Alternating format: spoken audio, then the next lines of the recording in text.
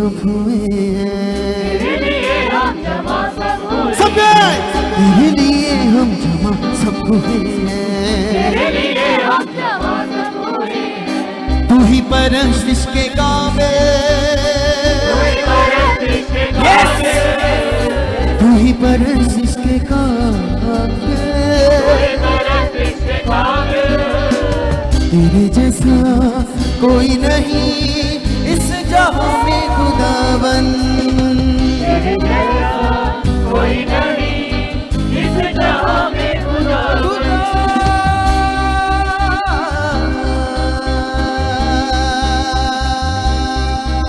जला जला है तेरा खुदावन जला,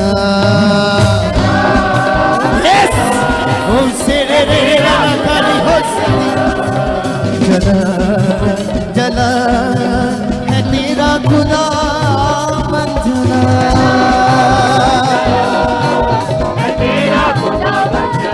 सब अपने हाथों को उठाएं और उसके लिए गाएं, क्योंकि वो जिंदा खुदा, वो आज भी जिंदा है और वो वैसे काम करता जाएगा आपकी जिंदगियों में। तो अपने हाथों को उठा के रखें। तेरे लिए हम जमा सब हुए हैं, तेरे लिए हम जमा सब हुए हैं, तू ही परस्तिश के काबिल, तू ही परस्तिश के काबिल, तेरे जैसा कोई नहीं इस जहां में खुदावन, यस उसके जैसा कोई नहीं है इस जहां में खुदावन।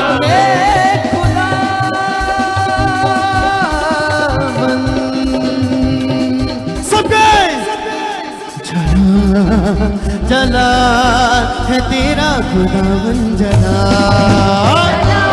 और तेरे रब से जला जला है तेरा खुदावन जला,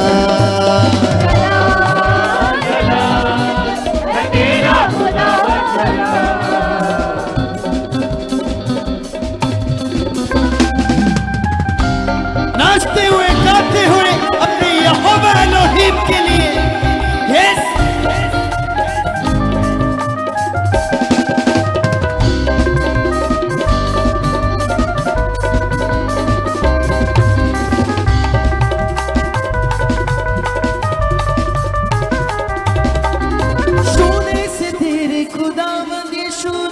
रोगी शिफा सब पाते हैं, सोने से तेरे खुदावन यीशु जी रोगी शिफा सब पाते हैं। ओ सोने से तेरे खुदावन यीशु जी रोगी शिफा सब पाते हैं, सोने से तेरे खुदावन यीशु जी रोगी शिफा सब पाते हैं। तेरे जलाल में सबके जीवन खुद ही बदल जाते हैं, तेरे जलाल में सबके जीवन खुद ही बदल जाते हैं। तू ही जिंदा खुदा मेरा मुश्किल कुशा, नहीं तुझसा कोई है मिसाल।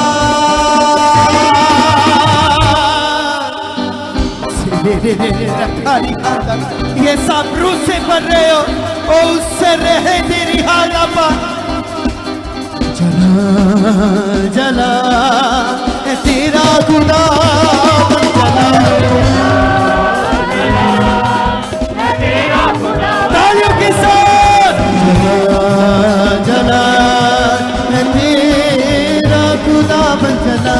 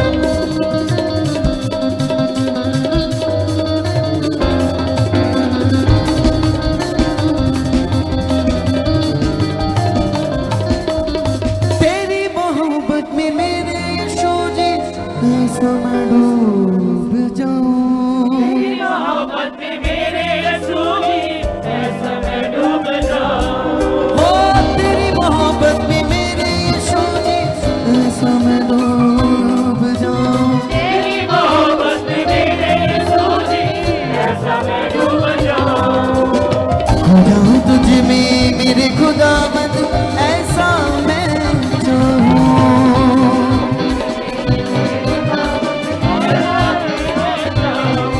तू ही जिंदा खुदा मेरा मुश्किल कुशा, नहीं तुझसा कोई बेमिसाल।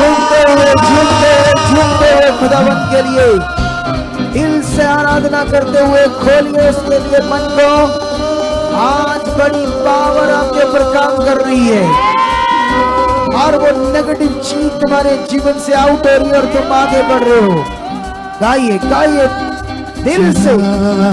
जलाल है तेरा खुदावंद जलाल, ये सोने पे तेरा सब जलाल जलाल है तेरा खुदावंद जलाल।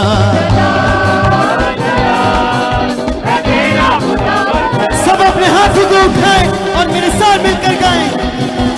तेरे लिए हम जहाँ सब हुए हैं, ये प्रभु तेरे लिए हम जहाँ सब हुए हैं।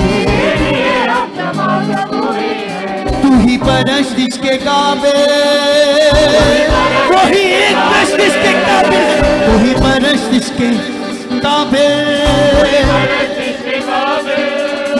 तेरे जैसा कोई नहीं इस जहां में खुदावंद।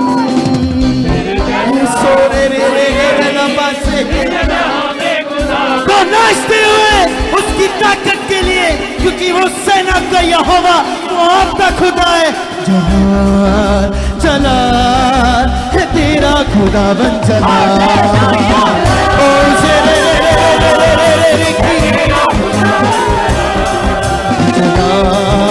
जलाल है तेरा खुदावंद जलाल। तालू के साथ है तेरा खुदावंद जलाल, तेरा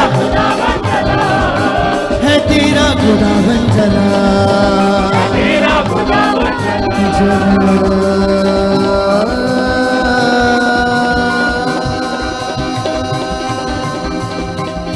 हालेलुया। बैठ जाओ अपने स्थानों पर ताकि हम परमेश्वर का वचन सुने पवित्र और उसकी मर्जी को पूरा करें। आज का जो वचन है वो आपकी जिंदगी के लिए एक बड़ा फल बनेगा। आप जानते हो दाऊद कहता है कि जैसे कोई बड़ा खजाना पाकर खुश होता है, बहुत ज्यादा खुश होता है, परमेश्वर मैं तेरा वचन पाकर उस तरह उससे भी ज्यादा क्या हूं, खुश हूं। हालेलुया। क्योंकि वो जानता है परमेश्वर का वचन खजाना है। अगर तुम भी इस सोच में बढ़ने लगोगे कि परमेश्वर का वचन खजाना है, क्योंकि थोड़े दिन पहले की बात है, किसी के पास पैसा तो था लेकिन उनकी बीमारियां इतनी थी, वो नष्ट हो रहा था, लेकिन उसका पैसा उससे बचा नहीं पा रहा था। फिर जब वो यहाँ आए तो परमेश्वर का वचन जो उसने सुना या मेरे मुंह से चंगाई का वचन उसके लिए निकला, तो उससे क्या हुआ, वो बच गया उस अपनी बीमारी से। हालेलुया। वहां ना, क्योंकि ये शायद वो चीजें इनको पता नहीं कहाँ पुश करना है या नहीं, क्योंकि जो बिलीव करता है उसको पता होता है प्रभु पर, वचन पर। तो कुछ कुछ इशारा देते रहना बीच बीच में कि यहाँ ऐसे कर दो, ठीक है। नहीं, दूर से वहां बैठकर, चाहे वहां बैठ जाओ, सूर्योदय देखो ध्यान से अभी। तो ये बड़ा विषय हमारे लिए, सबके लिए, परमेश्वर का पवित्र वचन, उसका कलाम। मैं ना आपको एक पॉइंट बताता हूं। इससे पहले कि मैं ये पॉइंट बताऊं, आंखें बंद करो और आज के वचन के लिए प्रेरित करो कि परमेश्वर हम जो सुनने वाले हैं और हमारी जिंदगियों के लिए बड़ा फल है, बड़ी आशीष है खुदावंद। ये तेरा वचन जो सुनने जा रही है बहुत कीमती है परमेश्वर, क्योंकि इसी से जीवन मिलेगा, क्योंकि तेरा वचन ही सत्य है और सत्य से उन्हें पवित्र कर, ऐसा तेरा वचन कहता है। परमेश्वर आज आप मुझे बुद्धि समझ दे चुके हो, ताकि जो तेरा वचन आज मैं सुनूं मेरे हृदय की पट्टियों पर लिखा जाएगा, और इसका बड़ा फल मैं काट चुका हूं, तेरी इच्छा में बढ़ चुका हूं, और बड़ी बड़ी गवाहियों के साथ खड़ा हो चुका हूं। ऊंचा बोलो यीशु नाम से आमेन। ऐसा हो चुका है। आमेन, आमेन। एक लड़की चुनी गई हिंदू पंडित परिवार से। प्रभु यीशु मसीह के बारे में उसे पता चला तो वो सुनने लगी अलग अलग सेवकों को, पास्टरों को। सुनते सुनते उसका बहुत मन लग गया प्रभु में कि जीवित खुदा यही है। उसने सारी मूर्ति पूजा छोड़ दी, सब कुछ साइड में कर दिया, और किसकी बन गई? परमेश्वर की। लेकिन उसकी मां को कैंसर था। फिर वो एक मिनिस्ट्री में लेकर गए, प्रे तो उन्होंने की नहीं, तो उसकी डेथ हो गई। उसका मन टूट गया मिनिस्ट्रियों से। क्यों टूटा? उसने कहा कि भले ही ये ना बचती, लेकिन हमारी सुनी तो जाती ना, प्रेयर तो होती ना। कितनों को बात समझ आ रही है? हमें ये तो तसल्ली होती ना कि खुदा के दास ने तो सच्ची अपना मेहनत का काम किया, शायद हमें को कमी होगी तो नहीं हुआ, लेकिन वो भी नहीं हुआ हमारा। यहाँ एक फैमिली आई है, उनको भी कैंसर था। कहाँ है? प्रेयर के लिए आए थे, हमने उनकी प्रेयर की अभी ये थर्सडे शायद। जाओ माइक लेके उसके पास। कहाँ बैठे बोलो?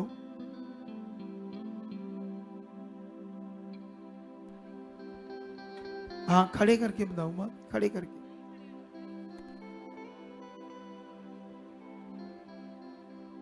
जय मसीह की पापा जी। जय मसीह की। अभी ये आज पहली बार आए हमारे पास कि कल से आए हो? सर आप लोग मंगलवार को आए थे, मंगलवार को आए थे यहाँ पे। अच्छा, अभी मंगलवार आए हो ना? Yes sir. तो ये देखो सीरियस विषय है, सीरियस पेशेंट्स। जैसे हॉस्पिटल्स में छोटे छोटे डॉक्टरों के पास जाते हैं ना, तो सीरियस पेशेंट चला जाता है तो वो बड़े डॉक्टर के पास जाते हैं, बड़े हॉस्पिटल को बताते हैं। तो बड़ा हॉस्पिटल उसी समय काम करता है या बाद में काम करता है? जब वो बंदा मतलब थोड़े दिन रखते हैं उसे, या कहते हैं अभी नहीं इलाज करना, पहले थोड़े दिन इधर देखो रहो फिर इलाज करेंगे। हमारी मशीनें देखो, हमारी जो वो नर्सेस होती है वो कैसे चलती फिरती, उनको देखो। हमारी बेड देखो, हमारी बिल्डिंग देखो हॉस्पिटल की, फिर देखेंगे आपका इलाज। क्या ऐसा करते हैं हॉस्पिटल का? वो तुरंत ट्रीटमेंट स्टार्ट करते हैं सीरियस पेशेंट का। लेकिन ये सीरियस थी, किसी मिनिस्ट्री में गए, 1 हफ्ता रहे वहां। कितने दिन रहे वहां? सर वहाँ पे 2 दिन। तो आप हफ्ता क्यों बोला था आपने मुझे? टीम तुमसे पूछ रहा हूं। अपोस्टल जी सैटरडे को वहां पे गए थे। नहीं, आप बोले थे 1 हफ्ता रहे वहां। कहा था तूने? मत ऐसा करा करो। हम लोग एक सच्चाई का प्रचार करते हैं। अच्छा, 2 दिन रहे, संडे भी आया आप, लेकिन प्रेयर नहीं हुई। Yes sir. नहीं हुई? नहीं हुई। और आगे भी बोल रहे थे कि आपको 1 हफ्ता और रुकना पड़ेगा। 1 हफ्ता और रुकना पड़ेगा? हाँ। तो इस संडे को नहीं, अगले संडे को होगा, तो 1 हफ्ता से अधिक ही हो जाता वहां पर रुकना। 1 संडे और हफ्ता रुको, फिर देखेंगे प्रेयर के लिए। हाँ ऐसा कहा किसी ने? Yes sir. तो आपकी क्या है, ये मम्मी है? यस सर, मम्मी मेरी। सीरियस से बड़ी? हाँ यस सर, सीरियस। ज्यादा सीरियस? हाँ सर। देख लो, प्रेयर नहीं हुई। हमारे पास तो आए, मैं यहाँ नहीं हूँ, तो आज संगति में आया हूँ। मैं कल आया था शाम को यहाँ, लेकिन अपना काम करके चला गया मैं। आज ही इसकी प्रेयर हो जाएगी। कितनों को बात समझ आ रही है? इस संडे हमारे पास 700-800 लोग आए थे नए प्रेयर कराने के लिए। हमने सबकी की, एक भी नहीं छोड़ा, क्योंकि वो आए बेचारे प्रेयर के लिए। लेकिन प्रेयर के बाद कुछ प्रोसेस होते हैं, कुछ नियम्स होते हैं, कुछ बातें होती वचन की जिन्हें समझना होता है। अगर आपने प्रेयर करवा ली मैं ये नहीं कहता प्रेयर करते एकदम से सबके रिजल्ट आ जाएंगे, लेकिन हाँ जो इमरजेंसी काम है हमारा, कि जो भी आया है जिसकी आशा हमारी, प्रेयर करो। हम उसे निराश नहीं करेंगे, उस लाइन में नहीं लगाएंगे, उसकी प्रेयर करेंगे। अभी इसकी प्रेयर की, कितनों को बात समझ आ रही है? इसी तरह वो लड़की टूटने वाली थी क्योंकि उसकी चर्च में मम्मी की डेथ होगी, लेकिन प्रेयर नहीं हुई।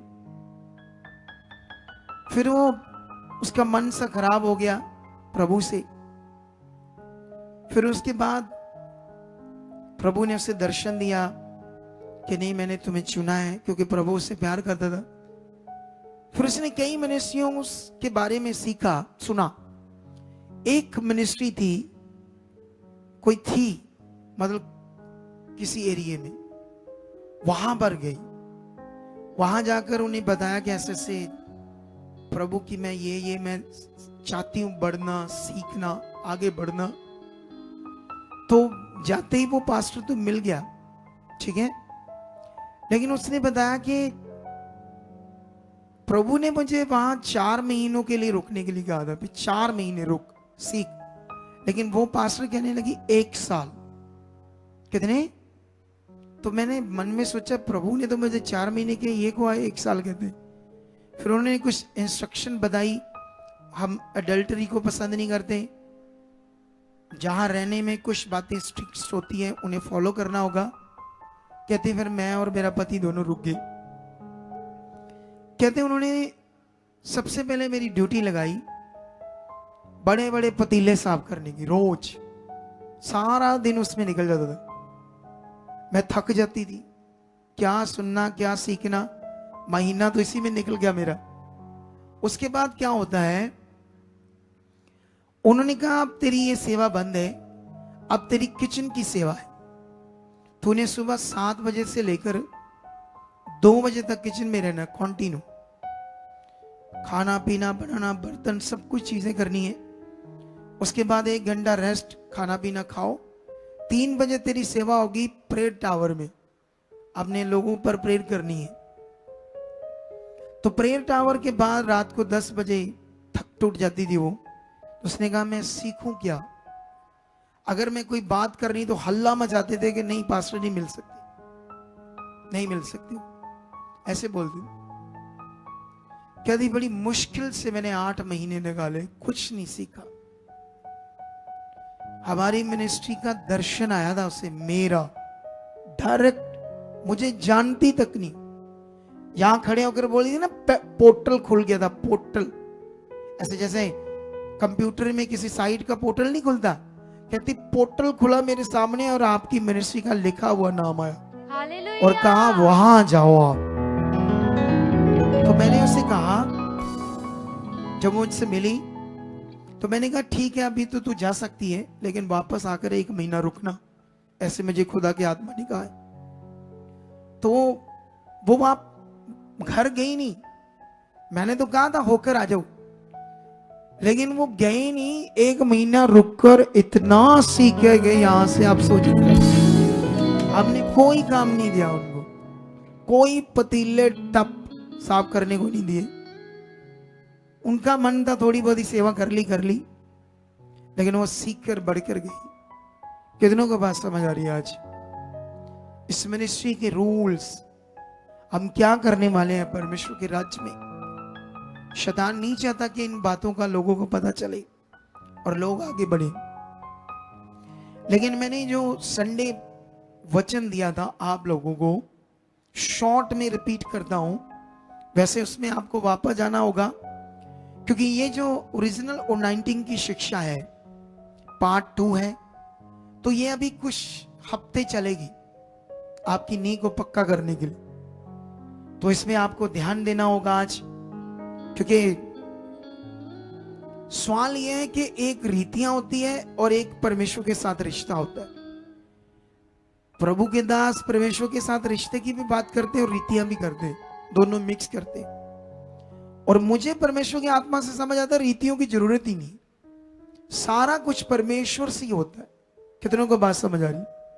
उसके साथ चलने से होता है, उसका वचन पूरा करने से, उसके साथ रिश्ते से होता है सारा कुछ। आमेन। हालेलुया। लेकिन अभी जो पिछले सप्ताह मैं बात कर रहा था, थोड़ी संडे, वहां पर मैंने पुराने नियम से एक वचन पढ़ाया, निर्गमन 30 का 26 से। सुनो ध्यान से, इधर देखते जाओ। अच्छा, कुछ लोग नए आए हैं तो मैं वो रिपीट कर देता हूं नंबर आपके लिए, पढ़ूंगा नहीं, सिर्फ रिपीट कर देता हूं मैं उन नंबरों को मैं आपके लिए। हाँ, ये निर्गमन 30 का 26 ही है ना, मेरे यहां पर नंबर नहीं लगा, मुझे वैसे ही याद है 26 ही है ना, 22 से शुरू होता है, खत्म कब तक होता है? 22 से लेकर कितने नंबर तक खत्म होता है? इतना टाइम क्यों? ले जोड़ लो, 1 2 3 4, ऐसे पैरा खत्म हो जाएगा, एंड तक जाएगा। क्या हाल है हमारी टीम का? 33, 22 से लेकर 33 तक ये वचन है। सुनो, इजरायलियों को परमेश्वर ने सबसे पहले अनॉइंटिंग ऑयल बनाने का ज्ञान दिया, वचन दिया, ज्ञान। उसमें कई तरह के 5-6 इंग्रेडिएंट्स थे उस तेल में जो डालने थे।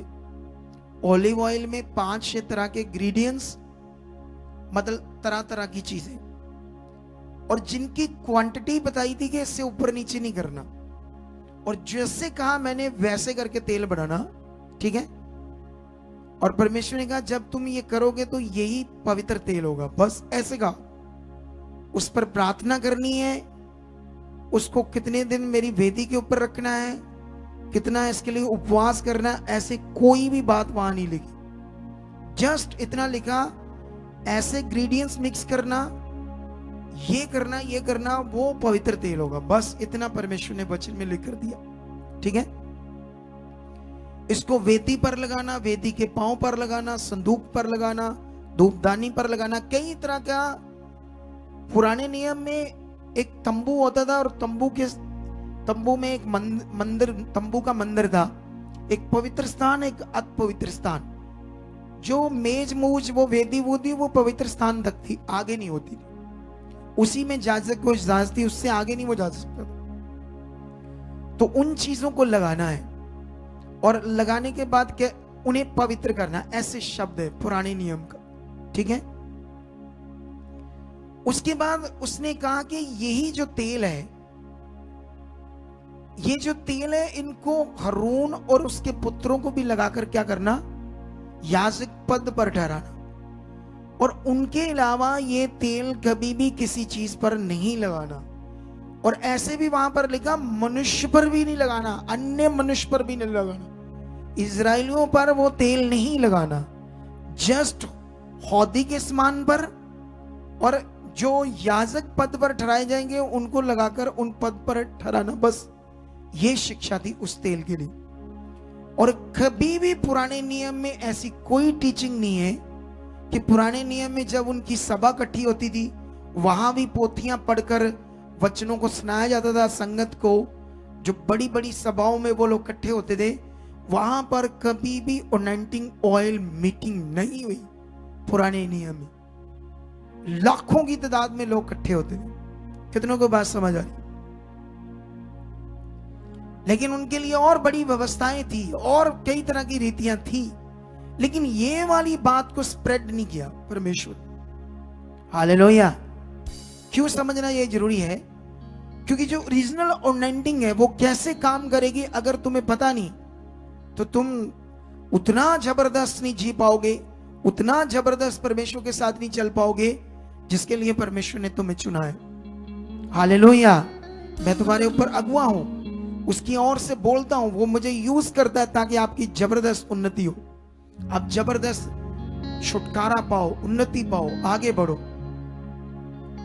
लेकिन यहां पर यह बड़ा विषय जो मैं आप लोगों को समझा रहा हूं, लेकिन अभी भी क्या करना, हमने और भी आगे बढ़ना है अच्छे से। जैसे एक पॉइंट है, उसके बाद परमेश्वर ने मूसा को कहा, उस हारून और उसके पुत्रों को भी क्या कर, याजक पद के लिए उनाइंट कर। फिर जब वो उनाइंट हो जाएंगे तो ये पद उनका बना रहेगा, कंटिन्यू। हालेलुया। ये मैंने इंग्लिश में समझाया था, हिब्रू बाइबल में। हिब्रू बाइबल का ही जो ज्ञान है सारे अगुए सर्च करते हैं, देखते हैं। जो मैंने सर्च किया वही करते हैं, और कोई सर्च नहीं है इस दुनिया में। जो दूसरे अगुए सर्च करते हैं वही हमने की है। ऐसा नहीं कोई पताल में सर्च है तो वो उन्होंने कर ली, मेरी बाकी है। क्योंकि मेरे को कोई पनडुब्बी या कोई ऐसा सोर्स नहीं है कि मैं पताल के नीचे नहीं जा पाऊंगा और दूसरे चले गए। जो कुछ भी क्रिश्चियनिटी में ओपन ही है सारा कुछ। कौन सी बाइबल हिब्रू, कौन सी तरह तरह की बाइबल है जिनसे लोग सर्च करते हैं। लेकिन मैंने तो वो की, लेकिन असली सर्च या असली जो प्रकाशन है वो मेरे पास आत्मा के। आमीन ऊंचा बोलोगे कि नहीं? ये थोड़ा मैंने कहा था ना, इनको नहीं पता क्या करना बीच में। उधर बैठ जाओ ना थोड़ा, या जब समझ लोगे इस बात पर लोगों को शो करना है, उधर बैठ जाओ। ये भी लोले बंदे क्या करते रहते। फिर मेरे मुंह से निकल गया, इसको भी काट के कोई डाल देगा है। पहले ही कई तरह की जंग लगी है। सुनो ध्यान से, इधर देखो। आप मेरी बात समझ रहे हैं या नहीं समझ रहे हो? हालेलुया। अभी आपने इस बात को स्ट्रॉन्ग पकड़ना है। वापस ला सकते हो संडे वाला पहला पोस्टर जो सबसे पहले पढ़ाया था इब्रू का? अगर जल्दी ला सकते तो लाओ, ताकि मैं इनको थोड़ा सा वही रिपीट करके ये 5-7 मिनट में कंप्लीट कर देंगे वो टॉपिक, ताकि हमें समझ आए मैं टॉपिक क्या है ओरिजिनल अनॉइंटिंग। वैसे ये पंजाब में इसका शिक्षा आजादी 12-13 साल पहले आई। उससे पहले पंजाब में नहीं था। मैं 22 साल से प्रभु में हूं। 22 सालों में अनॉइंटिंग आ रही है, ऐसे आपके ऊपर है, वो ऐसा करेगी, ऐसी कोई ज्यादा शिक्षा नहीं थी, कम थी, बहुत थोड़ी। वो भी कोई दूसरे जगह पर, पंजाब में नहीं थी। हाँ, अगर वो वाला पोस्टर सबसे पहला शेयर कर सकते हो तो जल्दी बताओ। कोई इशारा भी करना है, आ गया है। ये देखो, ये वही है, लेकिन पोस्टर वापस जाओ। इसका अगला पोस्टर लाओ, जूम करो, इसको नीचे करो थोड़ा। ये जो शब्द है रेड वाला, इसका साउंड है माशैक। इंग्लिश वाला इसको कहता है टू रब विद ऑयल। इस शब्द को उसने सही कहा, क्योंकि पुराने नियम में तेल को रब करके बॉडी के ऊपर रब करके नहीं कह सकते, हमारी भाषा के हिसाब से लगाना। तो रब करना जो होता है वो ऐसे, वो भी उस टाइप भी शब्द आ जाता है। तो वो क्या करते थे पुराने नियम में, ऐसे सिर के ऊपर तेल लगाकर कुप्पी से डालकर, तो उस व्यक्ति को दुनिया के सामने क्या करते थे, अभिषेक करते थे। अभिषेक का जो शब्द है यहां पर इतना अच्छा ट्रांसलेटर ने नहीं लिखा जैसे हम पढ़ते हैं। जो माशक शब्द है, ठीक है, तेल लगाना और उसको उनाइंट करना। उनाइंट शब्द तो लिखा है, उनाइंटेड शब्द भी आगे लिखा, फिर उनाइंटिंग शब्द आता है ये सारी शिक्षा में। लेकिन जो उनाइंट शब्द था वो अभिषेक करना। फिर उसके बाद जैसे तेरा अभिषेक हुआ उनाइंटेड, जैसे तू उनाइंटेड है, ऐसे ही अपने पुत्रों को उनाइंट करना। फिर वो उनाइंट जब हो जाएंगे तो वो उनाइंटिंग पीढ़ी दर पीढ़ी बनी रहेगी।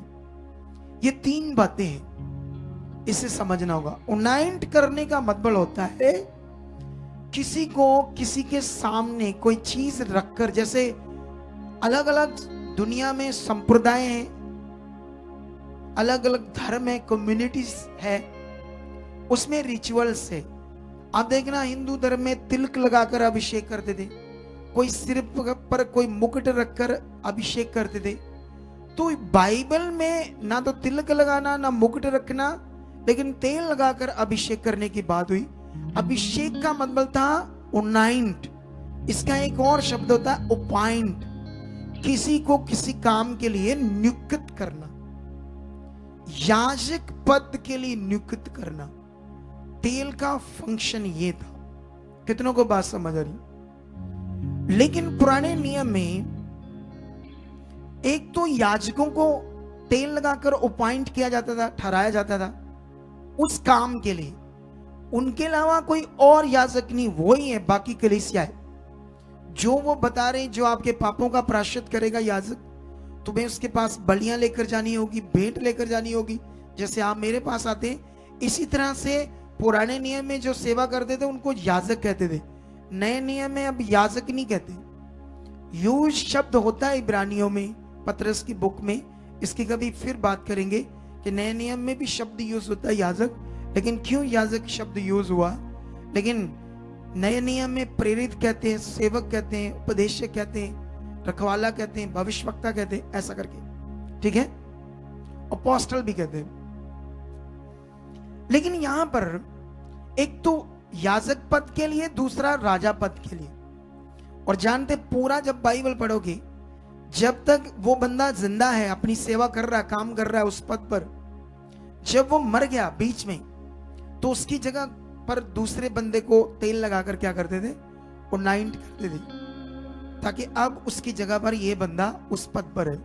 ये शिक्षा थी अनॉइंट की, अनॉइंट करने को।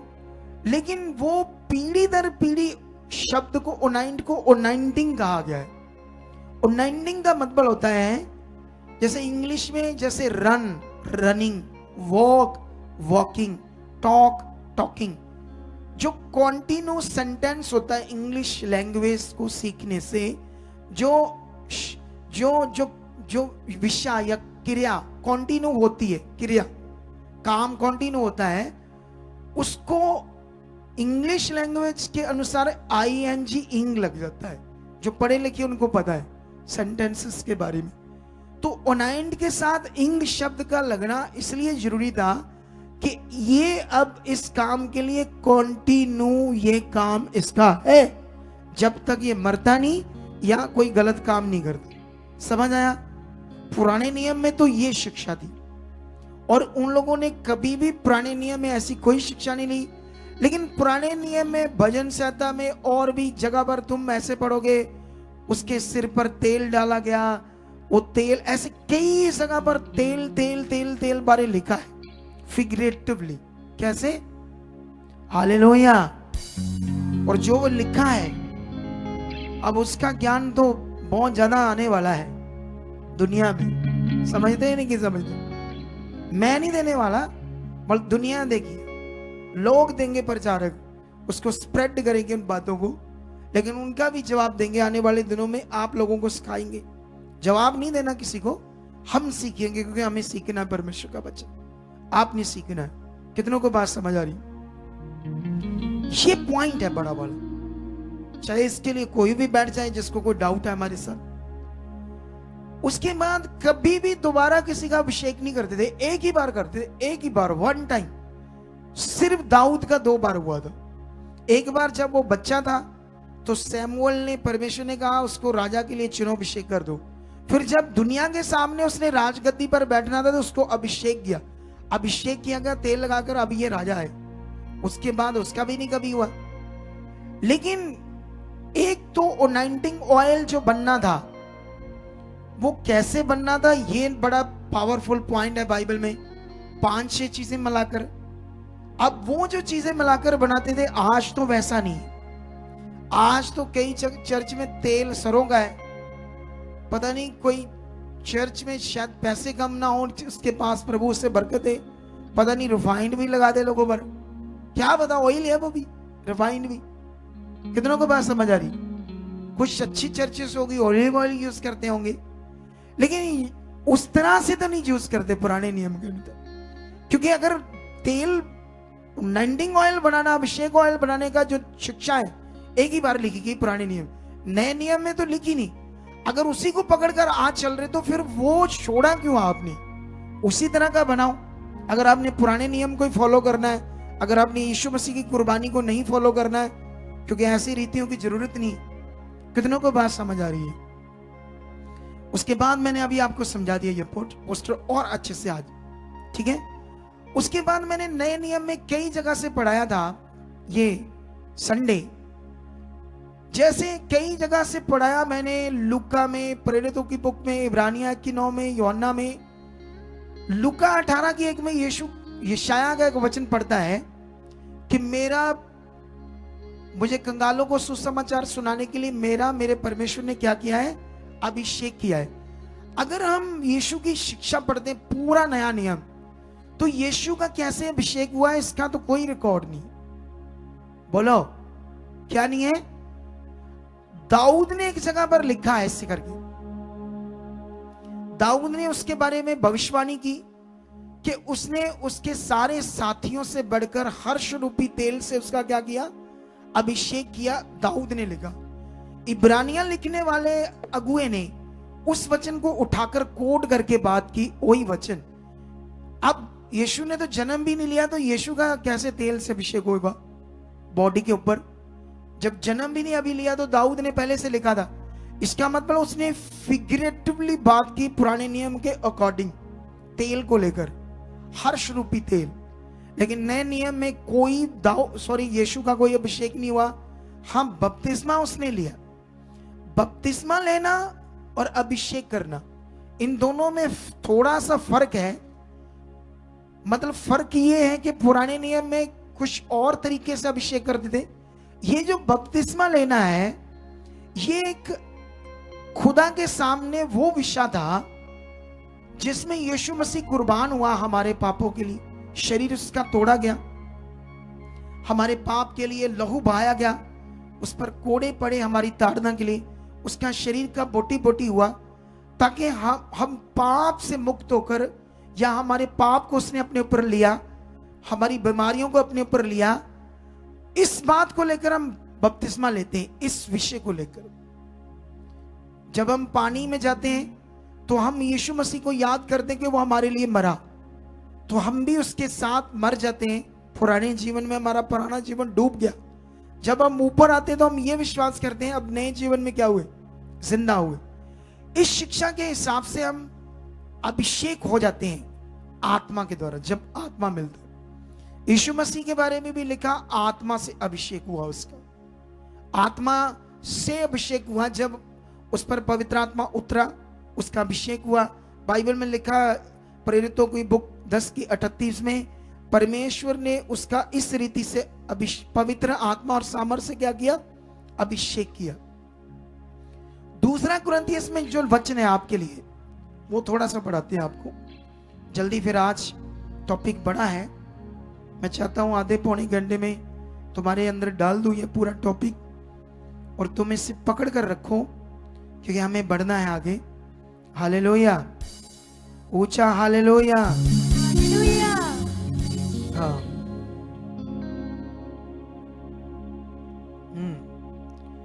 तो ये 1:21 में ऐसे लिखा है, और जो हमें तुम्हारे साथ मसीह में दृढ़ करता और जिसने हमारा अभिषेक किया है वही परमेश्वर है। और जिसने हमारा अभिषेक किया वही परमेश्वर है, जिसने हम पर शाप भी कर दी है और बयाने में आत्मा को हमारे लिए, हमारे मनों में दे दिया है। यीशु की कुर्बानी से हमारा अभिषेक हुआ है, तेल से नहीं। बाइबल नए नियम में हमारा जो अभिषेक हुआ है, जब यीशु को आपने ग्रहण किया, उसकी कुर्बानी को तुमने माना, तो क्या हुआ? तुम्हारा क्या हुआ? अभिषेक हो गया। कितनों को बात समझ आ रही? इधर ध्यान दो। और बयाने में क्या दिया तुम्हारे ऊपर? पवित्र आत्मा का मोड़। यीशु की कुर्बानी। अगर तुम यूहन्ना का वचन है, 1 यूहन्ना 2:20, वहां पर भी लिखा, उस पवित्र से तुम्हारा अभिषेक हुआ, तुम सब कुछ जानते हो। 27 में लिखा, जो अभिषेक तुम्हारा हुआ वो तुम में बना रहता है। हालेलुया। यूहन्ना 27 में लिखा, वो अभिषेक तुम में बना रहता है। अब उसका आत्मा तुम में बना रहता है। यीशु की कुर्बानी के द्वारा जो तुम्हारा अभिषेक हुआ, वो तुम्हारा नियुक्तिकरण, तुम्हारी चोन, तुम अब उसकी संतान हो, ये तुम्हारा अभिषेक। अब तुम विश्वास करोगे तो तुम्हें जीवन मिलेगा, तुम्हारे मसले हल होंगे, तुम्हारा ये अभिषेक।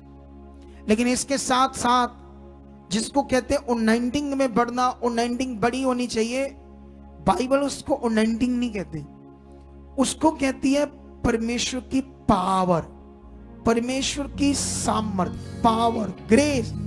वो शब्द है जिसको हम उन्नाइंटिंग करके यूज कर रहे हैं। कितनों को बात समझ?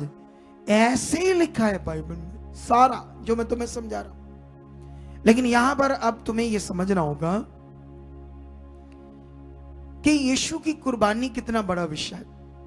आप जानते हो, इसी बात से लेकर पौलुस ने यहूदियों को कुत्ते तक कह दिया था। इसी बात को लेकर पौलुस ने, ये फिलिपियों का एक वचन है, फिर से आपको स्टडी करवाते हैं ताकि आपका बेस बड़ा जबरदस्त पक्का हो जाए। तो तुम इस वचन को पकड़कर चलो, ठीक है? ये लिखा है 3 का 2 और 3, 2 वचन पढ़ेंगे। कुत्तों से चौकस रहो, उन बुरे काम करने वालों से चौकस रहो, उन काट कूट करने वालों से चौकस रहो, क्योंकि खतना वाले तो हम ही हैं जो परमेश्वर की आत्मा की अगुवाई से उपासना करते हैं और मसीह पर घमंड करते हैं और शरीर पर भरोसा नहीं रखते। हालेलुया। ये 2 वचनों को अच्छे से समझो।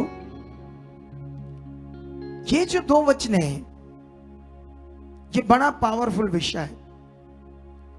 यहूदी लोग मूसा की व्यवस्था के अकॉर्डिंग, एक जब बच्चा पैदा होता तो उसका जो प्राइवेट पार्ट होता है, उसका आगे से मांस काटना, उसको कहते खतना, ठीक है? यहूदी इसको करते थे। लेकिन जब यीशु मसीह कुर्बान हुआ और मुर्दों में से जिंदा हुआ, तो पौलुस के पास उसने आया, ज्योति में सब कुछ उसको प्रकट किया। पहले तो ये भी विरोध करता था यीशु मसीह का पौलुस, ये भी रीतियों में था। लेकिन जब इसको समझ आई तो ये प्रचार करने लगा। वो लोग जो यहूदी थे वो कहते नहीं, यीशु की कुर्बानी से उद्धार नहीं है, मोक्ष नहीं है, खतना करने से। इसलिए उन्होंने कहा इन काट कूट करने वालों कुत्तों से चौकस रहो।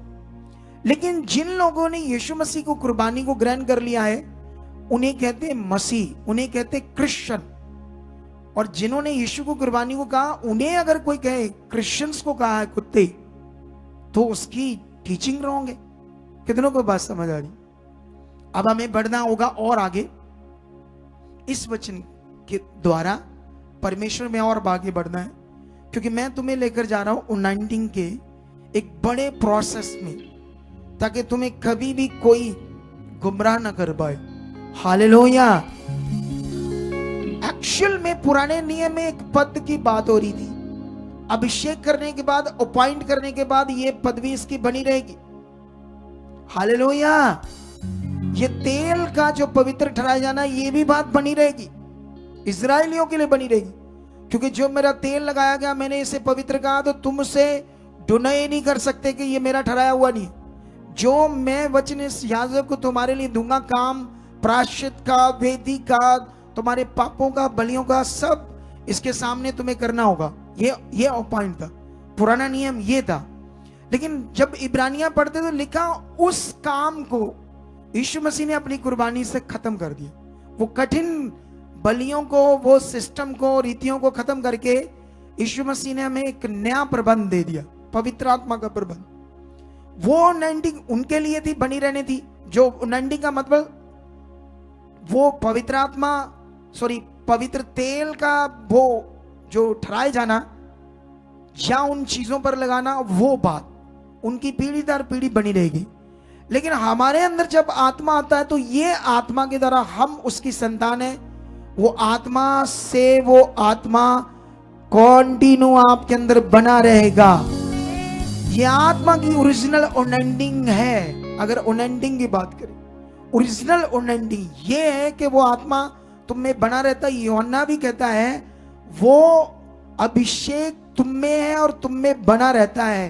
को ये वचन तो बड़ा पावरफुल है, इसे रिपीट कर देते हैं, ठीक है? ऐसे लिखा है 27 में लिखा, परंतु तुम्हारा यह अभिषेक जो उसकी ओर से किया गया है। एक पास्टर अभिषेक करता है आज दुनिया में, एक अभिषेक परमेश्वर की ओर से हुआ है, वो है यीशु मसीह की कुर्बानी। क्यों यीशु हमारे लिए क्रॉस पर चढ़ा। ये अभिषेक जिसने यीशु मसीह को ग्रहण किया वो उसकी संतान बन गया, अब उसका अभिषेक हो गया। हालेलुया।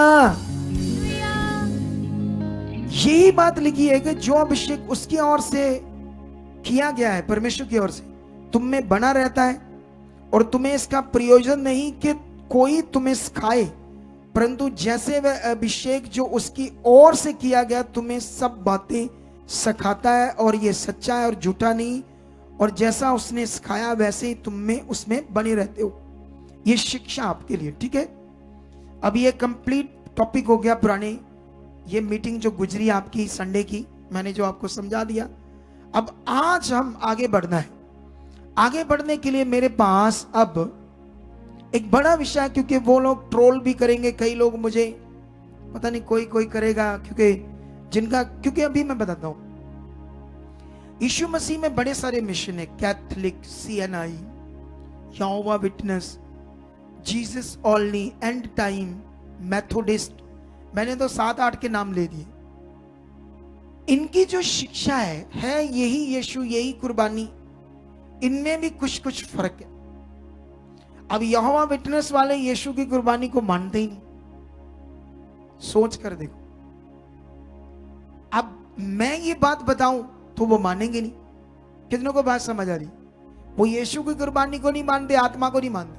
वो आत्मा को परमेश्वर की सामर्थ कहते हैं, यहोवा विटनेस वाले यीशु को एक मनुष्य कहते हैं उसको परमेश्वर ने बनाया, अपनी सामर्थ से यूज किया, दैट्स इट। वो मनुष्य कुछ नहीं है। यहोवा विटनेस वाले ऐसे कहते हैं। जीसस ओनली वाले कहते हैं यहोवा पुराने नियम में यीशु ही था, तो यीशु पुराने नियम में यहोवा था, नए नियम में जब उसने अपना काम किया तो यहोवा का नाम खत्म। तुम ले सकते माड़ा मोटा, लेकिन जीसस ओनली मेन है। ऐसी भी शिक्षा है। अब जो लोग 19 की शिक्षा में सट गए, एकदम से उन्हें मैं निकाल नहीं सकता, मैं जानता हूं, क्योंकि उनको भी हम निकाल नहीं सकते, यहोवा विटनेस वालों को, ना जीसस ओनली वालों को, ना मेथोडिस्ट को, ना CNI को। कुछ ना कुछ उनके अंतर है बातों में। मेरे लिए निकालना कठिन है, लेकिन मेरे खुदा के लिए लाखों लोगों को खींचकर लाना इस शिक्षा में आसान है। हालेलुया।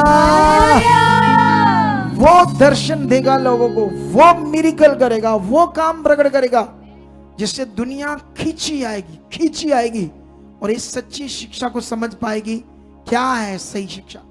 हालेलुया। अब ये वचन याकूब की पत्री अगर हम पढ़ते हैं 5:13, तो वहां पर ऐसे लिखा है, अगर तुम में कोई रोगी है, ऐसे लिखा है। मैं पढ़ देता हूं ये वचन, अब पढ़ना पड़ेगा ना, क्योंकि आज का टॉपिक शुरू करेंगे हम अगला वाला। हाँ, क्योंकि मुझे वचनों से आपको समझाते रहना पड़ेगा, तुम्हें फिर किसी की सुननी नहीं, बस आगे बढ़ना। परमेश्वर 14 और 15 वचन है। यदि तुम में कोई रोगी है तो कलीसिया के प्राचीनों को बुलाओ, वह प्रभु के नाम से उस पर तेल मलकर उसके लिए प्रार्थना करे, और विश्वास की प्रार्थना के द्वारा रोगी बच जाएगा और प्रभु उसको उठाकर खड़ा करेगा। हालेलुया। अब बड़ी शिक्षा यह है, प्रभु का नाम, यीशु मसीह का नाम। अब यह सीखना होगा तुम्हें। यहां भी लिखा उसके नाम से तेल मलो, और जब प्रेरितों की बुक 4:12 पढ़ोगे तो वहां पर लिखा, आकाश के नीचे पृथ्वी में मनुष्यों के बीच कोई दूसरा नाम नहीं दिया गया जिससे तुम बचाए जाओगे। हालेलुया। क्या अगर मैं कहूं ये नाम यीशु है, सिर्फ यीशु नाम, इससे तुम बचाए जाओगे, तो क्या तुम बचाए जाओगे? है? बोलो इस नाम से। नो, क्योंकि जस्ट ये नाम है। क्योंकि वहां पर जो यूनानी में लिखा है, यहां पर भी जो यूनानी में लिखा, वहां भी लिखा, मैं शायद तुम्हें, वो स्ट्रॉन्ग बाइबल किसके पास है? स्ट्रॉन्ग बाइबल है तेरे पास? स्ट्रॉन्ग बाइबल का निकालो,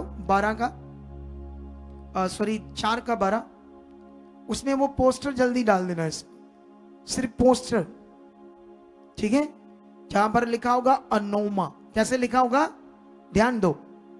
ये जो अनोमा शब्द है इसका अर्थ था करैक्टर। इसका मतलब यीशु मसीह जो उसका करैक्टर था, जो वो पैदा हुआ, जो उसका जीवन था, जो वो हमारे लिए कुर्बान हुआ, उसका शरीर तोड़ा गया, उसका लहू बहाया गया, मुर्दों में से जिंदा हुआ। ये बात को विश्वास करना है। ये बात से आपका छुटकारा है, उद्धार, अकेले नाम से नहीं। बोलो किससे? अकेले नाम से नहीं। जब मैं ये लोगों पर यीशु नाम से चिंगाई करता हूं तो उससे मेरे अंदर यीशु की कुर्बानी है, करैक्टर बसा हुआ है। यीशु का जो मेरे लिए क्रॉस पर चढ़ना वो पूरी तरह से मेरे अंदर है बात। इसीलिए मैं विश्वास से बोलता यीशु नाम से तुम्हें हील कर। हालेलुया। कितनों को बात समझ आ रही? अगर अकेला नाम है और करैक्टर का विषय कमजोर है तो हीलिंग नहीं होगी। हालेलुया। ऊंचा बोलो हालेलुया। हालेलुया। अभी वापस आते हैं इस टॉपिक पर। अनोमा शब्द वहां पर लिखा है, लेकिन आगे जाकर लिखा विश्वास की प्रार्थना के द्वारा रोगी बच जाएगा और प्रभु उसको खड़ा करेगा। अब दो बातें, अगर मैं तेल हटा दूं तो क्या विश्वास की प्रार्थना से काम होगा या नहीं होगा? मेन क्या है इन दोनों बातों में, तेल या विश्वास की प्रार्थना? तेल उसके लिए हो सकता है, नए बंदे के लिए शायद ये लगाया है उसको विश्वास थोड़ा आ जाए, लेकिन मैंने सोचा वो भी क्यों करना, नए बंदे को शुरू से आप सही बात सिखाई। मैंने तो ऐसे समझ लिया। कितनों को बात समझ आ रही? अब दूसरा वचन में जाएंगे, वो है मरकस की बुक। क्योंकि ये जब इतनी बड़ी शिक्षा हमने स्टार्ट की है तो इधर उधर से बातें तो खड़ी होनी है, तो क्यों ना हम पहले से इन बातों का जवाब रखते जाएं आपके सामने, ताकि तुम्हारा कभी मन खराब ना हो कोई बात सुन के।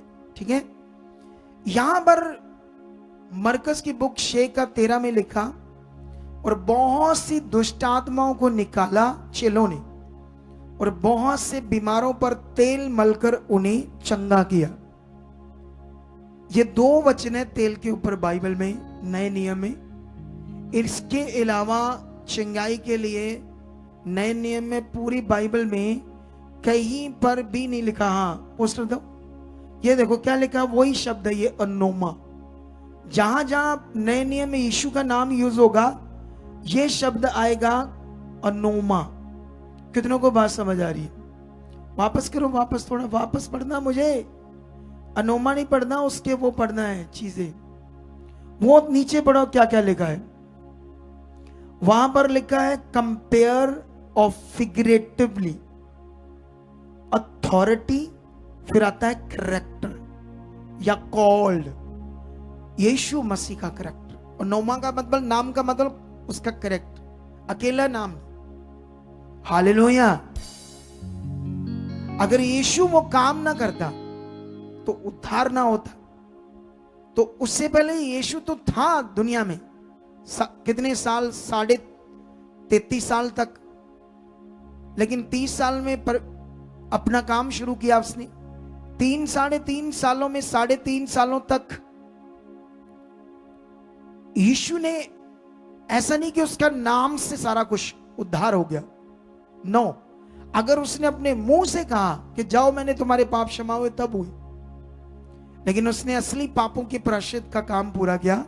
इसीलिए उसके जीवन को नाम नाम करके लिखा इंग्लिश में, हिंदी में, लेकिन ओरिजिनल टेक्स्ट में उसके करैक्टर की बात होती है, जो उसने काम पूरा किया।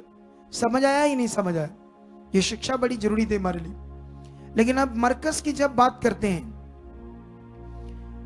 अब ये बड़ा विषय है कि क्या चेलों ने तेल मला था या नहीं मला। क्या इसको ट्रांसलेटर ने तो नहीं गलती से लिख दिया? ये सीरियस मैटर है, क्योंकि अगर ये बात को मैं क्लैरिटी नहीं कर पाया तो बड़ा लोग इधर उधर की बातें घुमा फिरा कर करेंगे।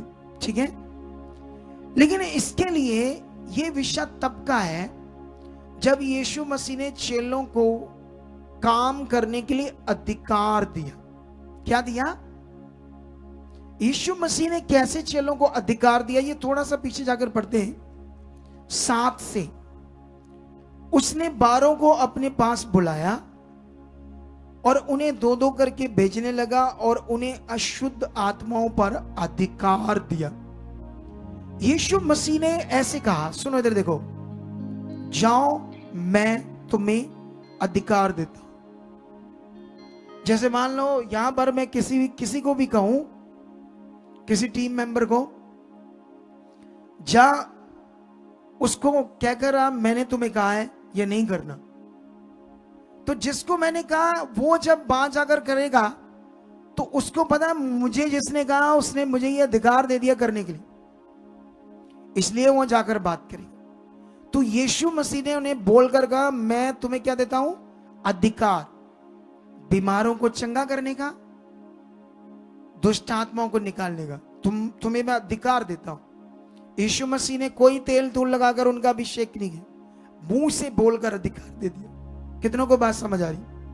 लेकिन उसके बाद बड़ी ट्विस्ट की बात क्या है, ये सीखना तुमने। अभी ये बड़ी क्लैरिटी जरूरी है कि उन्होंने तेल लगाया था या नहीं लगाया था। चलो रे, यहां पर लिखा, अब यीशु ने कहता है, यीशु ने उन्हें आज्ञा दी, मार्ग के लिए लाठी छोड़ और कुछ ना लो। ये भी ट्रांसलेशन में गड़बड़ है, अब इसकी भी क्लैरिफिकेशन देनी होगी मुझे आगे जाकर। ना तो रोटी, ना झोली, ना बटुए, ना पैसे, ना जूतियां पहनो, 2-2 कुर्ते ना पहनो। और उसने उनसे कहा, जहां कहीं तुम किसी घर में उतरो, जब तक वहां से विदा ना हो तब तक उसी घर में ठहरे रहो। जिस स्थान के लोग तुम्हें ग्रहण ना करें और उन्हें वो तुम्हारी ना सुने, वहां से चलते ही अपने तलवों की धूल झाड़ डालो कि उन पर गवाही हो, तब वही तेरा वचन। तब उन्होंने जाकर प्रचार किया और मन फिराओ। यहां पर यीशु मसीह ने उन्हें कहा, ना तो लाठी, ना झोली, ना बटुए, ना जूतियां, ना कुर्ते, ना पैसा, ऐसी चीजें नहीं साथ लेकर जानी। खुश नहीं जाना है, ऐसी जाना है, ठीक है। अब इसका समझाते हैं मीनिंग दूसरी जगह पर जाके, क्योंकि ये 3 बंदों ने बात की है, 3 चेलों ने ये वचन को लिखा अधिकार के बारे में, इसी टॉपिक को 3 ने। मत्ती इसके बारे में क्या कहता है और मरकस इसके बारे में क्या कहता है, ये थोड़ा सा पढ़ते हैं। अभी हम जाते हैं मत्ती में, इसका 10 अध्याय में, ठीक है। 10 में मत्ती क्या कहता है? 10 में ऐसे लिखा है, अगर 10 की 1 से पढ़ते तो वहां पर लिखा, यीशु ने अपने 12 चेलों को पास बुलाकर उन्हें अशुद्ध आत्माओं पर अधिकार दिया कि उन्हें निकाले और सबकी बीमारियों और सब प्रकार की दुर्बलताओं को दूर करे, यह अधिकार दिया। हालेलुया। उसके बाद अगर 5 पढ़ोगे तो यीशु मसीह ने कहा, तुम अन्य जातियों की ओर नहीं जाना, सामरियों के किसी नगर में नहीं जाना, सिर्फ इजराइल की खोई हुई भेड़ों के पास जाना। 7 में यीशु ने कहा, चलते चलते ये प्रचार करो, स्वर्ग का राज्य निकट आ गया है। बीमारों को चंगा करो, मरे हुओं को जिलाओ, कोड़ियों को शुद्ध करो, दुष्टात्माओं को निकालो। तुमने सेत में ये अधिकार मुझसे लिया है और सेत में इसका इस्तेमाल करो, इस अधिकार का फ्री में इस्तेमाल करो।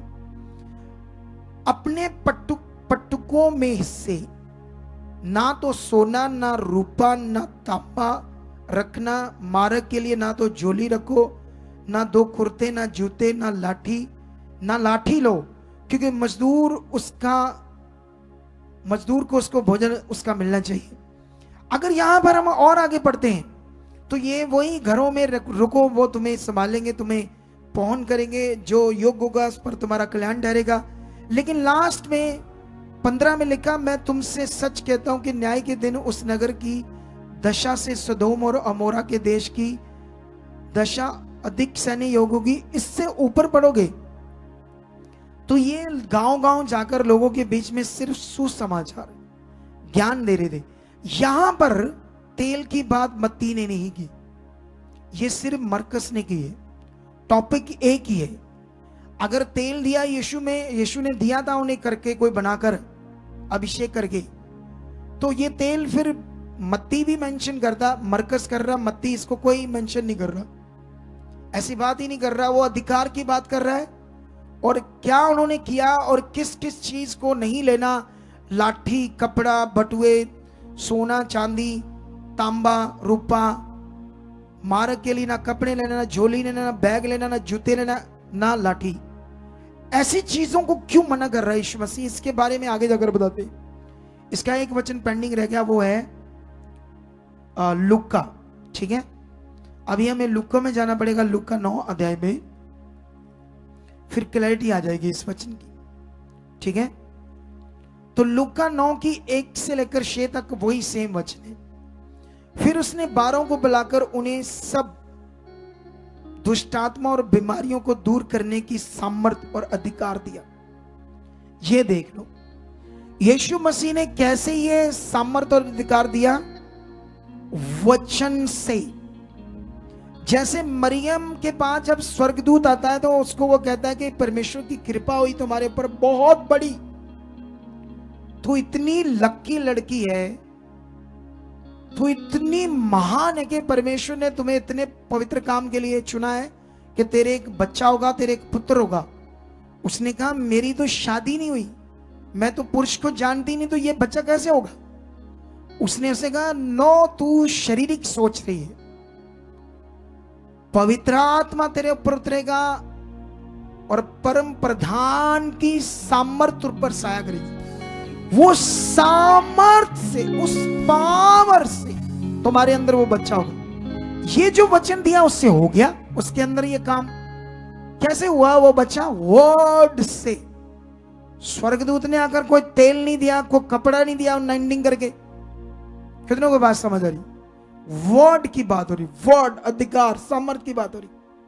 कितनों को बात समझ आ रही। उसके बाद यहां से पढ़ते हैं, और उन्होंने परमेश्वर के राज्य का प्रचार करने और बीमारियों को अच्छा करने के लिए भेजा। यीशु ने उनसे कहा मार्ग के लिए कुछ ना लेना, ना तो लाठी, ना झोली, ना रोटी, ना रुपए, ना 2-2 कुर्ते। जिस किसी घर में तुम उतरो वहीं रहो और वहीं से विदा हो। जो कोई तुम्हें ग्रहण ना करे उस नगर से निकलते हुए अपने पांव की धूल झाड़ डालो कि उन पर गवाही हो। अतः वह निकलकर गांव-गांव सुसमाचार सुनाते और हर कहीं लोगों को चंगा करते फिरे। ना तो लूका ने तेल की बात की है, ना मत्ती ने, सिर्फ मरकस में लिखा। और जान दे वो ट्रांसलेटर ने गलत लिख दिया, सच्ची कोई तेल की बात नहीं। क्योंकि मैं तुम्हें समझाता हूं, अब यीशु मसीह ने इतनी चीजों से मना क्यों कर दिया। लाठी, कपड़े, जुतियां, कुर्ते, बटुए, पैसा, चांदी, सोना, रूपा, बैग, कुछ नहीं लेना। तो इतनी चीजों से मना क्यों कर दिया उसने, इसलिए कि जो अधिकार तुम्हारे पास है, तूने सारा डिपेंड रहना परमेश्वर पर, चीजों पर नहीं रहना। इन चीजों का सहारा नहीं लेना। खुदा तुम्हारे लिए इंतजार, वो शुरू से उन्हें प्रैक्टिस डाल रहा था कि वो किसी चीज पर डिपेंड ना हो जाए। कितनों को बात समझ आ रही। यीशु मसीह की टीचिंग देखो कितनी पावरफुल है। वो उन्हें किसी मटीरियल चीज के साथ नहीं छोड़ रहा। किसी लाठी क्यों वो रखते थे, क्योंकि उस समय जंगल होते थे। अगर कोई जानवर, जंगली जानवर अटैक करेगा तो लाठी उसको मारेंगे, अपना बचाव करेंगे। तो वो भी मना कर दिया उसने तो, जबकि उस जमाने में ये कंपल्सरी था हर बंदे के पास लाठी, लेकिन यीशु मसीह ने मना कर दिया। तो यीशु जब इतनी चीजें मने करेगा, तेल देगा उनको है क्या? देगा तेल के ये ले जाओ मेरी निशानी, जगह गड़बड़ होगी तो कढ़ने हो जेब चो ते माड़ा जा लायो तो चल सारा सूत्र आ जाना। क्या बात है। हमारी क्रिश्चियनिटी में हो क्या रहा। अरे इतनी ज्यादा गवाहियां क्यों बन रही है? इसी टीचिंग के कारण, इसी रीतियों से जब निकालकर लोगों का हियाब बढ़ा रहे हैं हम, लोगों के अंदर से डर निकाल रहे हैं, उन्हें राइट कर रहे हैं खुदा के साथ। इसीलिए लोग 15 साल, 20 साल, 18 साल इन रीतियों को कर कर अक थक गए, यीशु को छोड़ रहे थे। हमने उन्हें राइट पवित्र आत्मा का प्रबंध बताया और वो लोग बड़ी बड़ी गवाहियों के साथ आ गए। हालेलुया। हालेलुया। कितनों को बात समझ आ रही है आज? अब जिस औरत ने यीशु मसीह के कपड़े को छुआ, तुम्हें पुरानी नियम की व्यवस्था को समझना होगा। मत्ती, मरकस, लुका, यूहन्ना, पुराना नियम चल रहा है बीच में। इजरायली लोग हैं वही जो व्यवस्था को मान रहे। अभी नया नियम पूर्ण रूप से लागू होना था, लेकिन बीच में नए प्रबंध का यीशु आ गया और नई शिक्षाओं को देने लगा।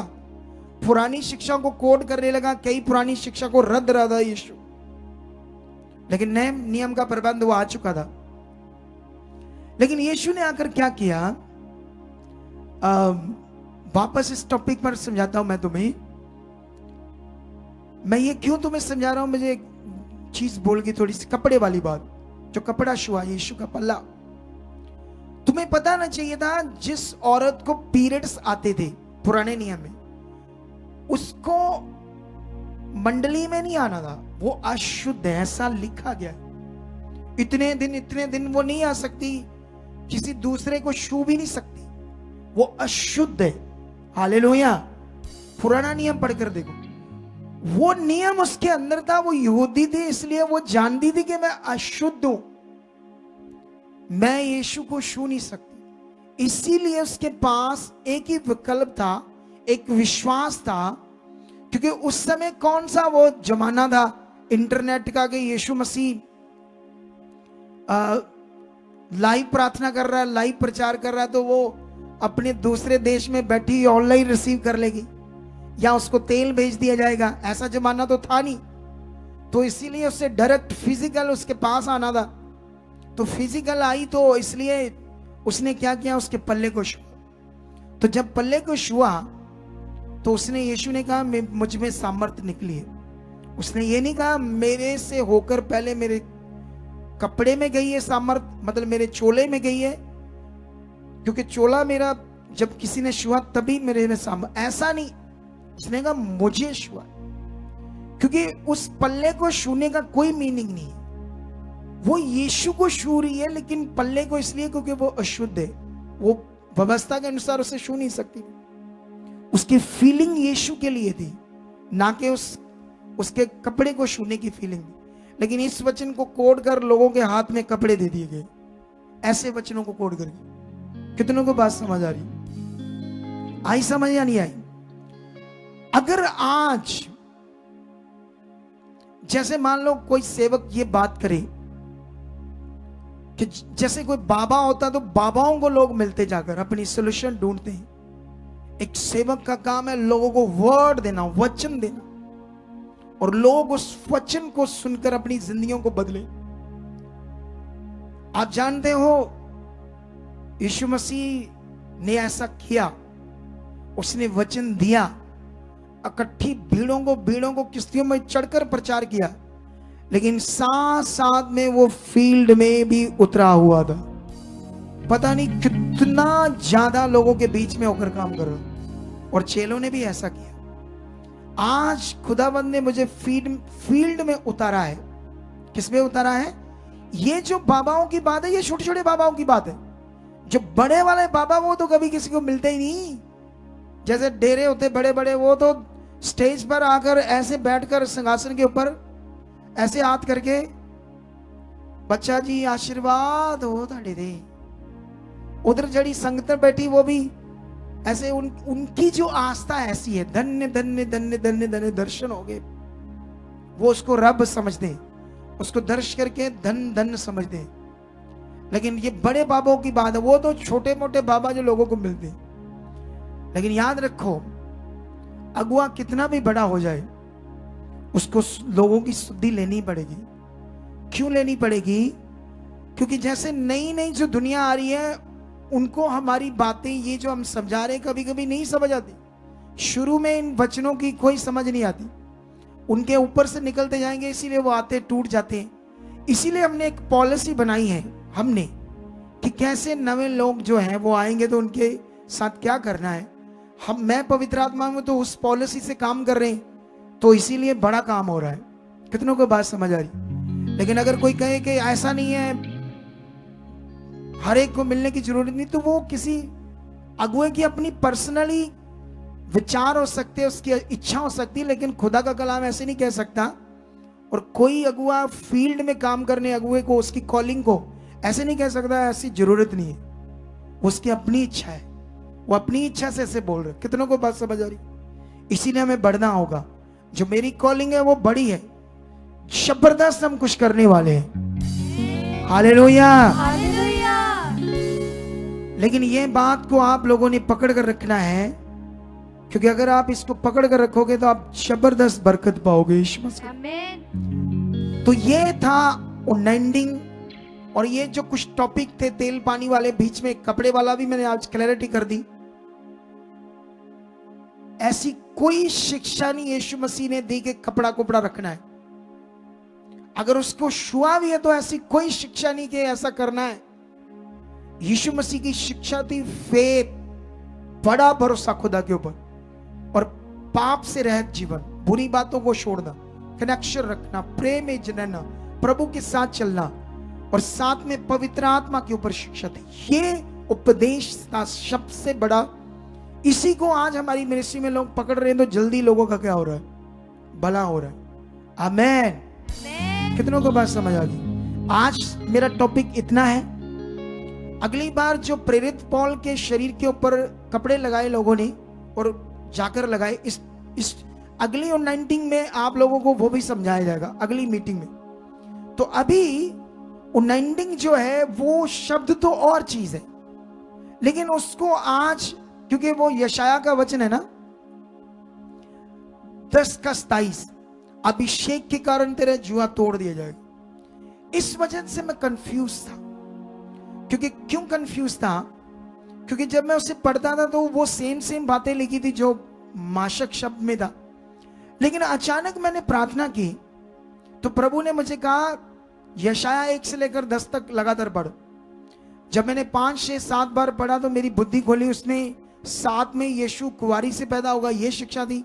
9 में वो आएगा, क्या करेगा दुनिया में, तो वो यीशु मसीह का दुनिया में आना वो 10:27 था। अभिषेक के कारण तेरा जुआ तोड़ दिया जाएगा, वो शब्द अभिषेक अब माशक शब्द नहीं था, शिमन था।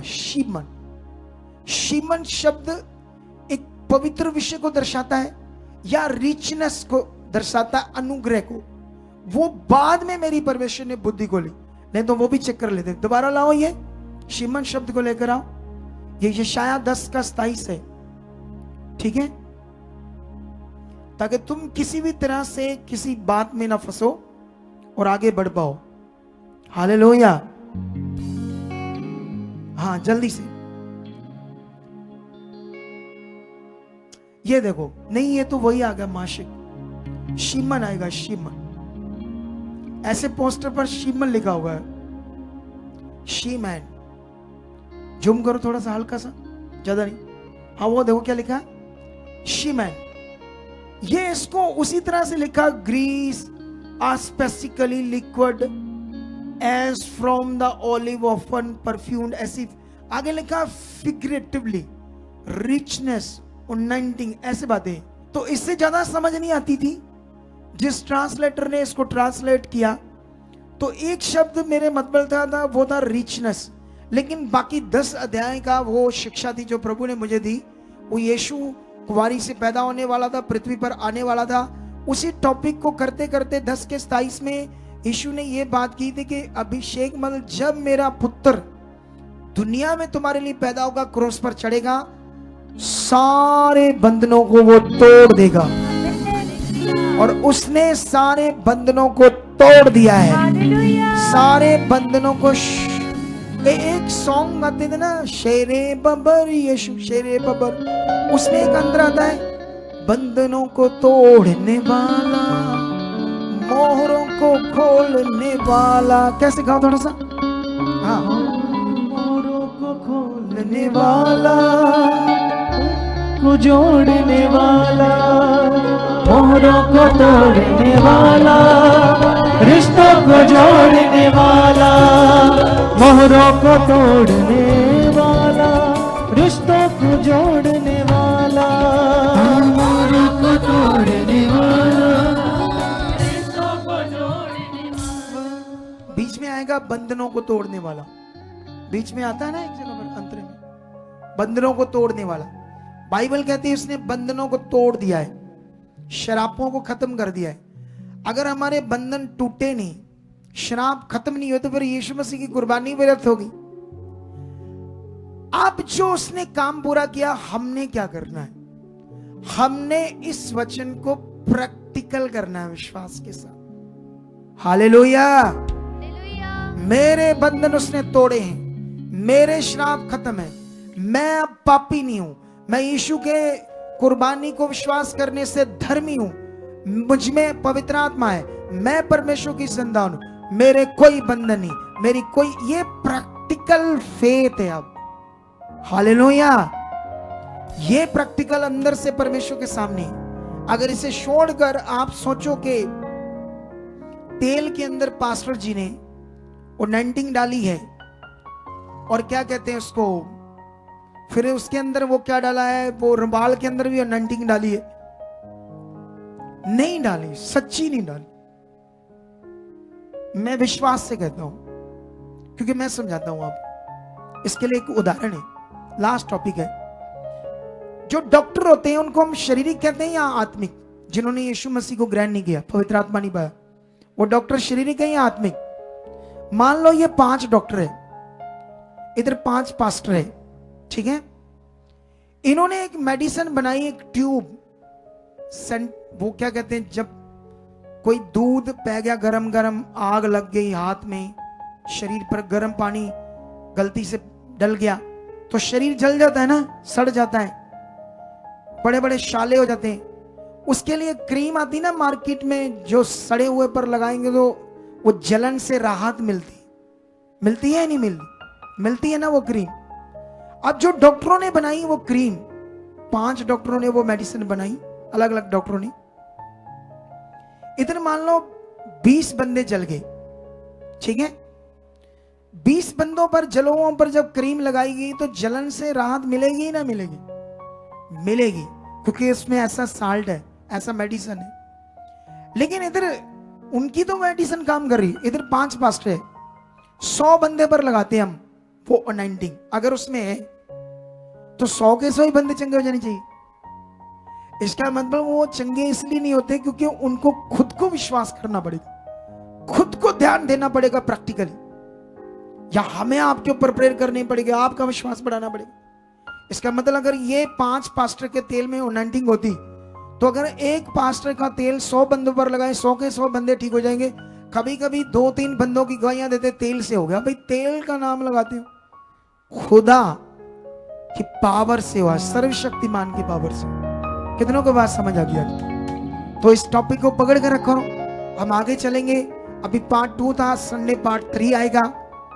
जबरदस्त शिक्षा होगी आपके लिए। जितने लोग इसे पकड़ेंगे वो बड़ी जबरदस्त जिंदगी पाएंगे, उनका रिश्ता परमेश्वर के साथ कनेक्ट हो जाएगा। जो शारीरिक होंगे वो रीतियों को, मटीरियल चीजों को मानेंगे और हमारा विरोध करेंगे। से कलीसिया, वो कलीसिया हमारा विरोध करेगी, वैसे भी करती है, बड़ी कई कलीसिया करती है। कईयों को तो इतना गुस्सा आ जाता है ना मेरे ऊपर जब मैं ऐसी शिक्षा देता हूं, आप सोच भी नहीं सकते। जबकि मैं कुछ गलत नहीं कर रहा, मैं यीशु की कुर्बानी को बड़ा कर रहा हूं लोगों के अंदर, मैं वचन को बड़ा कर रहा हूं, सच्चाई को बड़ा कर रहा हूं। मुझे ये मेरा करना गलत है या सही है? सही है। हालेलुया। तो रेडी हो जाओ फिर। आज ये पावर, जो इतनी बड़ी पावर है, जिसके सामने आज कितनी बड़ी गवाहियां हमने सुनी, यही पावर आज तुम्हें छुड़ाएगी, यही पावर आज तुम्हारी जिंदगी में काम करेगी। आज से इस वचन को पकड़ कर रखो। तो आओ, सबसे पहले हम अपना सीट बोए। सीट के लिए ये शिक्षा है। इस संडे प्रभु भोज होगा तो व्हाइट कपड़े डालकर आना। अगले थर्सडे भी प्रभु भोज होगा। मैं काफी समय कह रहा हूं, जब पहला हफ्ते में चाहे वीरवार आए चाहे संडे, उसमें आपने चिट्टे कपड़े डालकर आने। तो इस संडे बड़ी तैयारी के साथ होना। जबरदस्त हीलिंग मीटिंग होगी, क्योंकि मैं 3-4 दिन बड़ा बिजी था। हम कल और परसों जबरदस्त प्रेयर में जाने वाले। जितने मैं प्रेयर में जाता हूं उतनी पावर बढ़ती है। पावर जो हमारे अंदर है वो प्रैक्टिकल बढ़ती है। प्रैक्टिकल परमेश्वर के सामने जाने से। हालेलुया, समझ आई? वो नहीं जो हम सोच रहे हैं। मैं भी 22-23 साल से प्रभु में हूं, 7 साल चर्चेस में जाता रहा, फिर एक गलत शिक्षा में फंस गया, 7 साल उसमें एवेंजलिज्म करता रहा, उसको भी लेकर ट्रोल किया मुझे कुछ लोगों ने जिनकी बुद्धि विचारों की है ही नहीं, कुछ समझ नहीं उन्हें आप किसको ट्रोल कर रहे हो, एक खुदा के दास को। हालेलुया, वो भी बिना प्रूफ, क्या बात थी, कोई पता नहीं था उनको। तो आज बढ़ना है आगे अपने खुदा के काम के लिए और खूब जीना है परमेश्वर के लिए। हालेलुया, खुदा हमारे साथ है, तुम्हारे साथ है, तुम बड़ी बरकत पाने वाले हो। जो मैं बोल रहा हूं वो सब तुम्हारी जिंदगी में होने वाला है। वो देखो हमने शेड बढ़ा दिया, कमरे शुरू है, पीछे काम शुरू है। अभी हमारे पास इतना फंड नहीं है, लेकिन फंड से बड़ा हमारा विश्वास है जो यीशु मसीह चेलों के अंदर डाला था। ना रोटी, ना कपड़े, ना खाना, ना बटुए, ना पैसा, ना सोना, ना जुतियां, ना लाठी, ना बैग, ना कुर्ते, ना पजामे। पजामा मैंने ऐड कर दिया, इसको ना ले लें फिर बीच में। अब ऐसा हाल होगा कि तुम बड़ी से भी बात अपने से लगा दो, ओ पजामा तो है ही नहीं था लिखा, कैसे बोल दिया आपने, हैं? ऐसे भी बातें शुरू हो गई। अब निके निके निके पिछले जी टी टी लिख दे। मैं सोचता ओ भाई तू ही की दे जे, तू ये तू वो। अभी तेरे भाई तुम दूध पीते बच्चे हो और एक सेवक को आप लोग लिखते हो किसी सेवक को बुरा नहीं ना लिखते, क्योंकि मैंने इसीलिए आपको सिखाया है किसी सेवक को कुछ नहीं कहना। अगर कोई विषय होगा हम खुद कर लेंगे। अगर हमारा मसला है चर्च का तो फिर तुम्हें खड़ा होना पड़ेगा परमेश्वर के लिए। वो चर्च के मसले से मुझे याद आ गया सच। हाँ, अभी आप आए, वो रोड बनने जा रहा है ना, रोड बनने जा रहा है फ्रंट में, देखा ना वो रोड चौड़ा होने जा रहा है, देखा नहीं वो मशीन खोद रही थी, पूरा हमारा भी बीच में थोड़ा सा एरिया गया चर्च का। लेकिन यहां ना एक प्रॉब्लम आ गई, वो पता नहीं क्या पटवारी किससे मिल गया, क्या हो गया। हमारी जगह पूरा पहले भी सरकार के पटवारियों से ही मिनती गिनती करके हमने नहीं रखी, लेकिन अब वो पता नहीं क्या बीच में दुनिया इधर उधर भी बड़ी कर जाती ना, कई बात ही पैसा दे के ये वो। अभी मैं आपके लिए प्रार्थना करूंगा, लेकिन प्रार्थना करने से पहले हम अपना सीड बोएंगे। सीड के लिए मैं शिक्षा दे चुका पहले बीच में। ये हमारी सोसाइटी का अकाउंट नंबर है सच ना रिश्ता, और साथ में ये दूसरा बैंक है कोटक, वो HDFC था। इन दोनों बैंक के एक एक QR कोड है, इन दोनों को भी, अकाउंट्स नंबर को भी स्क्रीनशॉट ले लो, अकाउंट्स को भी और QR कोड हुई। ये पूरे भारत से आप डाल सकते हो, फॉरेन से नहीं डाल सकते। फॉरेन के लोगों के लिए व्हाट्सएप नंबर है, मेरी निगरानी में रिप्लाई मिलेगा। कुछ लोगों के रिप्लाई पेंडिंग पड़े हैं, अभी देने हैं। और ये फॉरेन के लोगों के लिए हेल्पलाइन नंबर है 2, बाकी भारतीय लोगों की नंबर है। कुछ मेरे पास शायद आपके लिए एक इंस्ट्रक्शंस है जो मैं लिख कर रखी है, मैं भूल ना जाऊं। हाँ, एक जब आप बीज बो तो अपने नोट को तोड़ना मरोड़ना नहीं है, 2 ही हिस्से रखने हैं उसके, एक ही फोल्ड करना है। एक लंगर को वेस्ट नहीं करना है, थालियां कहीं भी फेंक कर नहीं जाना है, शारीरिक नहीं बनना, शेड बनना, उसकी सेवा करनी। मिस्त्री किसी भी तरह के आप प्रोफेशन में हो, मिस्त्री हो, वेल्डिंग हो, बिजली का काम करते हो, पेंट का करते हो, कोई भी काम हो तो लिखाओ आगे। अगर आप फ्री हो तो पैसे लो,